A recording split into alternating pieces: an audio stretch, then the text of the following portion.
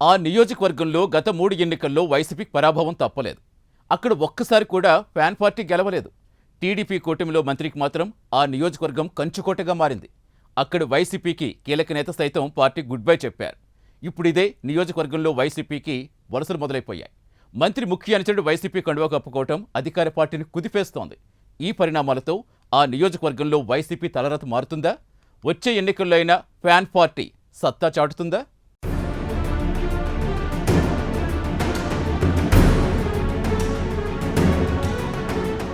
YSR Congress party ఆవిర్భావం తర్వాత 2 సార్లు ప్రతిపక్షంలో, ఓ టర్మ్ అధికారంలో ఉంది. అయినా పార్టీ ఏర్పాటు తర్వాత జరిగిన 3 ఎన్నికల్లో రేపల్లి నియోజకవర్గంలో ఇంతవరకు ఒక్కసారి కూడా వైసీపీ విజయం సాధించలేదు.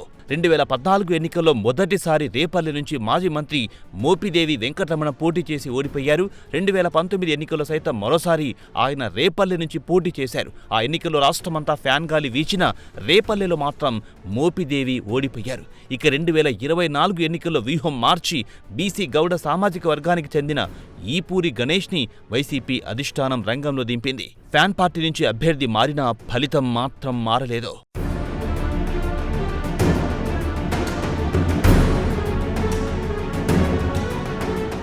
2014 నుంచి వరుసగా 3 ఎన్నికల్లో అనగాని సత్యప్రసాద్ టీడీపీ నుంచి గెలిచారు. హ్యాట్రిక్ కొట్టి రేపల్లెని తన కంచుకోటగా మార్చుకున్నారు. వరుసగా 3 సార్లు ఓడిపోయిన రేపల్లెలో మరో నాయకుడికి బాధ్యతలిచ్చింది వైసీపీ. పీటా నాగమోహన్ కృష్ణకు రేపల్లె ఇన్ఛార్జిగా బాధ్యతలు అప్పగించింది. 2024 ఎన్నికల్లో ఓటమి తర్వాత వైసీపీకి కీలక నేతలు షాకిచ్చారు. వైసీపీలో సీనియర్ నేతగా జగన్మోహన్ రెడ్డికి అత్యంత సన్నిహితుడనే పేరున్న మోపిదేవి వెంకటరమణ వైసీపీకి గుడ్ బై చెప్పి టీడీపీలో చేరారు. అసలే వరుస ఓటములతో డీలా పడ్డ రేపల్లి నియోజకవర్గంలో మోపిదేవి లాంటి సీనియర్ బయటకు వెళ్లిపోవడం ఆ పార్టీకి మరింత మైనస్గా మారిందనే చర్చ కొంతకాలంగా జరుగుతోంది.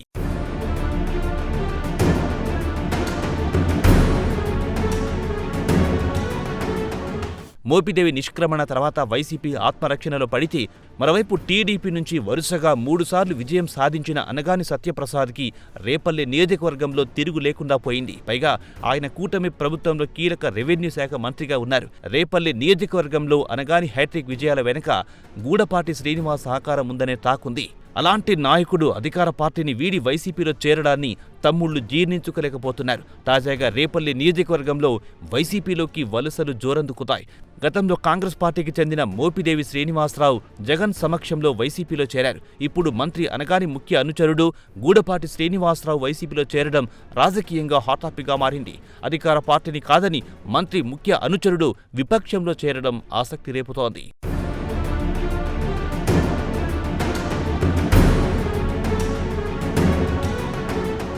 టీడీపీలో తన ఆత్మగౌరవం దెబ్బతిందని, అందుకే ఆ పార్టీకి రాజీనామా చేసినట్లు గూడపాటి చెబుతున్నారు. త్వరలో ఇంకా చాలామంది నేతలు టీడీపీని వీడడం ఖాయమంటున్నారు. 2014 ఎన్నికల ముందు టీడీపీలో చేరిన గూడపాటి శ్రీనివాస్ అనగానికి అండగా నిలుస్తూ వచ్చారు. రేపల్లెలో టీడీపీ విజయంలో ఆయన కీలక పాత్ర పోషిస్తున్నారనే టాక్ నియోజకవర్గంలో ఉంది. అలాంటి నాయకుడు టీడీపీని వీడడం అనగానికి రాజకీయంగా కొంత నష్టమేనన్న అభిప్రాయం రాజకీయ వర్గాల్లో వినిపిస్తోంది. కాపు సామాజిక వర్గంలో బలమైన నేతగా గూడపాటికి పేరుంది. రేపల్లెలో గౌడ సామాజిక వర్గంతో పాటు కాపు సామాజిక వర్గం కూడా రాజకీయంగా గెలుపోటములను ప్రభావితం చేయనుంది.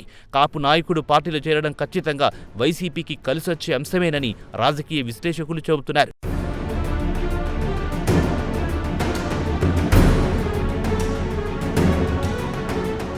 రేపల్లె అసెంబ్లీ స్థానానికి వైసీపీ కొత్త ఇన్ఛార్జి నియమించిన ఒకరిద్దరు మాజీ మంత్రులు వచ్చే ఎన్నికల్లో ఇక్కడి నుంచి పోటీ చేస్తారని ప్రచారం జోరుగా సాగింది. ప్రధానంగా మాజీ మంత్రి అంబటి రాంబాబు సొంత నియోజకవర్గం రేపల్లె. గతంలో జరిగిన ఓ సమావేశంలో మాజీ మంత్రి అంబటి ఆసక్తికర కామెంట్స్ చేశారు. తాను రేపల్లెకు చెందినవాడని, అయినా ఇక్కడ పోటీ చేసే అవకాశం రాలేదని చెప్పుకొచ్చారు. దీంతో అంబటి వచ్చే ఎన్నికల్లో రేపల్లె నుంచి పోటీ చేసే ఛాన్స్ ఉందని ప్రచారం జరిగింది. అయితే అంబటి మాత్రం అలాంటి ఆలోచన లేదంటూ జరుగుతున్న ప్రచారానికి పుల్ పెట్టారు. మరో మాజీ మంత్రి విడుదల రజనీ పేరు సైతం వినిపించినా అది కూడా ప్రచారంగానే మిగిలిపోయింది.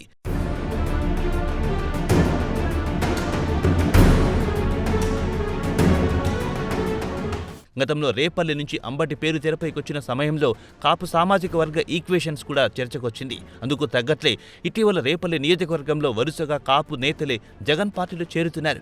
ఈ లెక్కన వచ్చే ఎన్నికల్లో కాపులకు రేపల్లె సీటిచ్చే అవకాశం ఉందా అనే కొత్త చర్చ మొదలయ్యింది. ప్రస్తుతం పార్టీ ఇన్ఛార్జి పీటా నాగమోహన్ గౌడ సామాజిక వర్గం కావడం, మంత్రి అనగాని సైతం అదే సామాజిక వర్గం కావడంతో ఈసారి వైసీపీ సామాజిక కోణంలో కొత్త ప్రయత్నం చేస్తుందా అనే చర్చ జరుగుతోంది. ఎన్నికల నాటికి అభ్యర్థుల మార్పులు చేర్పులు సహజమని రాజకీయ విశ్లేషకులు చెబుతున్నారు. అప్పటి పరిస్థితులను బట్టి ఎవరు పోటీ చేస్తారనేది పార్టీ అధినేత నిర్ణయం తీసుకుంటారని చెబుతున్నారు.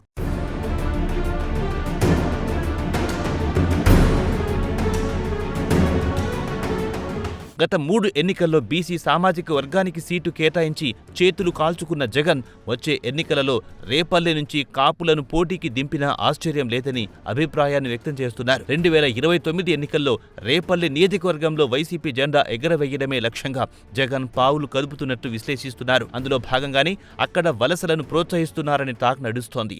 గూడపాటి శ్రీనివాస్ చేరికతో అయినా రేపల్లె నియోజకవర్గంలో వైసీపీ రాత మారుతుందనే ఆశాభావంతో ఉన్నాయి ఫ్యాన్ పార్టీ వర్గాలు.